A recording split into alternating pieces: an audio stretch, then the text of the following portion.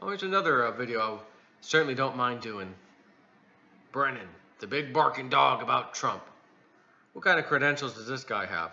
Why was he selected to be head of the CIA? You know, not anymore, of course. And Trump has yanked his security clearance. Zero Hedge. The Untold Story about Obama's former CIA director, John Brennan. Authored by Richard Galustian via theduran.com. Why does John Brennan need a security clearance other than to commercially exploit it? Let's get something clear from the start. In 1976, in his 20s, John Brennan was a card-carrying communist who supported the then Soviet Union at the height, some might say, of the Cold War. So much so, he voted and assisted Gus Hall, the communist candidate for president against devout Christian Jimmy Carter, who ultimately won the presidency. Yet under 4 years later, just after the then Soviet Union invaded, just weeks before Afghanistan and months after the tumultuous Iran Revolution of 1979, which at the time many thought the Soviet Union had a hand in, Brennan was accepted into the CIA as a junior analyst. At that time, John Brennan should have never got into the CIA or any Western intelligence agency given his communist background. Think on that carefully as you continue to read this, or as I continue to tell it to you. Also reflect on the fact that Brennan, later in his CIA career, was surprisingly elevated from junior analyst to the prestigious position of station chief in Saudi Arabia, where he spent a few years. Saudi Arabia, you don't say. The same place where we've seen the fraudulent, videos and things from the CNN Post all over the place. Yeah, that's Saudi Arabia. Where he spent a few years. It's said he was appointed purely for political reasons, alleged to have been at the direct request of Bill Clinton and other Democrats, not because of a recommendation or merit from within the agency. It's further said that the Saudis liked Brennan because he became very quickly their man, so to speak. Some reports, unsubstantiated, allege Brennan became a Muslim while there to ingratiate himself with the Saudis. Important to read is an NBC News article entitled "Former Spooks Criticize CIA Director John Brennan for Spying Comments" by Ken Dilanian, dated March 2nd, 2016. There's a link in here. Of course, I'll link everything. The article contains many revealing facts and evidence while giving a flavor.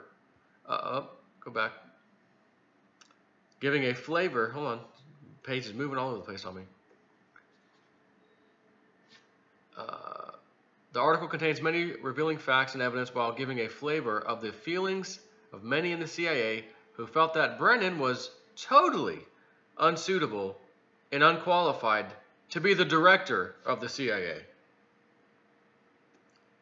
A final controversy is the little-known fact of Brennan's near 4-year departure from the CIA into the commercial world, having been left out in the cold from the CIA from November 2005 to January 2009, when he was CEO of a private company called the Analysis Corporation. So why was he then reinstated into the CIA? To the surprise of CIA's senior management by newly elected President Obama to head the CIA. No answer is available as to why he left the CIA in 2005. Lastly, let's not forget Brennan's many failures as CIA head in recent years. One most notable is the Benghazi debacle and the death of a U.S. ambassador and others there. Something else to ponder. Back to the present and the issue of security clearances. In early August, on the well-known American TV show, Rachel Maddow, Brennan backtracked on his Trump traitor claim by saying, "I didn't mean he, Trump, committed treason. I meant what he has done is nothing short of treasonous." Rachel Maddow responded correctly, quote, "If we diagram the sentence, nothing short of treason means treasonous." A simple question follows. Since he is no longer in the CIA, Why does he need a security clearance other than to commercially exploit it? Tucker Carlson explains succinctly here, which, how long we got here? 10-minute video? Can't play it for you. It's in here. Last month, what can be described as 200 plus friends of Brennan, former CIA officials of varying rank, responded against the removal of former CIA Director Brennan's security clearances in support of him. These men and women, too, most likely will have their clearances revoked. And why not? Since the only purpose they retain it is to make money as civilians. A potentially more serious issue than the Brennan controversies is that the U.S. intelligence community has around 5 million people with security clearances as a whole, includes approximately 1.4 million people holding top security secret clearances. It is patently and ridiculously a high number and makes a mockery of the word secret.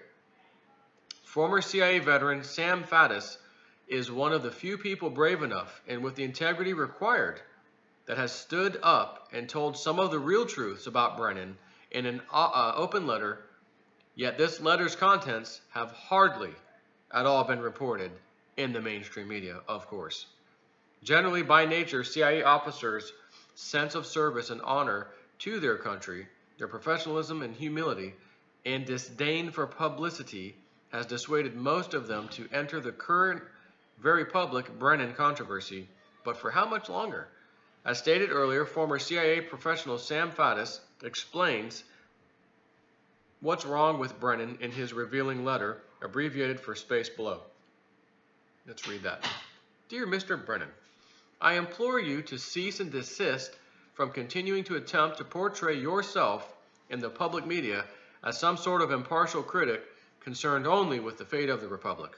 I beg you to stop attempting to portray yourself as some sort of wise, all-knowing intelligence professional with deep knowledge of national security issues and no political inclinations whatsoever. None of this is true. You were never a spy. You were never a case officer. You never ran operations or recruited sources or worked the streets abroad. You have no idea whatsoever of the true nature of the business of human intelligence. You have never been in harm's way. You have never heard a shot fired in anger. You were, for a short while, an intelligence analyst. In that capacity, it was your job to produce finished intelligence based on information provided to you by others. The work of intelligence analyst is important. However, in truth, you never really truly mastered this trade either. In your capacity as an analyst for the CIA, while still a junior officer, you were designated to brief the President of the United States, who was at the time Bill Clinton. As the presidential briefer, it was your job to read to the President each morning finished intelligence written by others based on intelligence collected by yet other individuals, period. While serving as presidential briefer, you established a personal relationship with then President Bill Clinton. End of story. Everything that has transpired in your professional career since has been based on your personal relationship with the former president, his wife Hillary, and their key associates. Your connection to President Obama was, in fact, based on you having established yourself by the time he came to office as a reliable, highly political, Democratic Party functionary. All of your commentary in the public sphere is on behalf of your political patrons. It is no more impartial analysis than would be the comments of a paid press spokesman or attorney. You are speaking each and every time directly on behalf of political forces hostile to this president. You are, in fact, currently on the payroll of both NBC and MSNBC, two of the networks most vocally opposed to President Trump and his agenda. There is no impartiality in your comments. Your assessments are not based on some sober judgment of what is best for this nation. They are based exclusively on what you believe to be in the best interests of the politicians with whom you long since allied yourself with. It should be noted that not only are you most decidedly not apolitical, but that you have been associated during your career with some of the greatest foreign policy disasters in recent American history. Ever since this president was elected, there's been a concerted effort to delegitimize him and destabilize him led by you. This has been unprecedented to undermine the stability of the republic and the office of the presidency for solely partisan political reasons. You and your patrons have been complicit in this effort, and at its very heart, you abandoned any hope of being a true intelligence professional decades ago and became a political hack. So just say so. Yours truly, I guess, Sam Faddis. I have to agree with that pretty strongly. And these people were still so arrogant. And what was the idiot congressman? What was his name? Not Schiff. I don't think it was Schiff. You know, get Schiff. It was Mr. Schiff. Was it him? Where he was saying, you know, if you mess with the intelligence agency, they can screw you 6 ways from Sunday, Mr. President. Oops. As Donald Trump would say, wrong. Wrong. I don't think they knew who they were messing with. Again, everything that has come out of Trump's mouth, they did this or this, he's ultimately been right. Maybe not at first, you thought, wait a minute, but then he was right. Look how soon he came out and said, they tapped my wires, they spied on me. Oh, that's absurd. That's up the mainstream media. But that's absurd. It's ridiculous. Oh, not only was it true, it's worse than we thought. It went into the FISA court. There was never a FISA court hearing. And the only way that this could have got signed off on because of there not being a hearing, or since there wasn't a hearing, is for the Attorney General to do it based on the president telling her, go ahead and do it, based on some other information. It's the only way the FISA court would not have the review. So, Loretta Lynch. Oh, Mrs. Tarmac, meet Bill Clinton, Loretta Lynch. Yeah, her. Exactly. I'm telling you, there's going to be some people, when this stuff is brought out and made public, the Democrats and even the citizenry who think they like the Democrats are going to be so shocked. They won't believe that they were ever a part of that party. Now, some of them are diehard gangsters, and they will go down defending anything that they're a part of, in this case, the Democratic Party. You'll never be able to convince them. You'll never be able to talk them out of it. You'll never be able to show them enough evidence, because like a guy that I had at work wanted to show him the birth certificate fraud. I don't need to see it. I don't need to see it. Dude, 2 minutes. I'll show you that I download it. It downloads in like 5 seconds. I'll open it with Adobe Illustrator, and I'm going to show you. I won't touch anything. I'm going to move stuff around.